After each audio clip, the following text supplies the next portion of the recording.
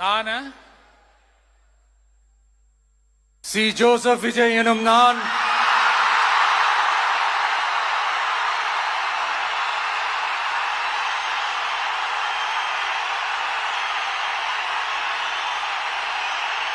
சட்டப்படி அமைக்கப்பெற்ற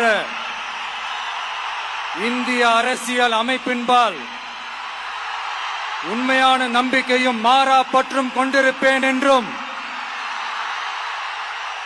இந்திய நாட்டின் ஒப்பில்லாத முழு முதல் ஆட்சியையும் ஒருமையையும் நிலை நிறுத்துவேன் என்றும் தமிழ்நாட்டு அரசின் முதலமைச்சராக உண்மையாகவும் உளச்சான்றின்படியும் என் கடமைகளை நிறைவேற்றுவேன் என்றும்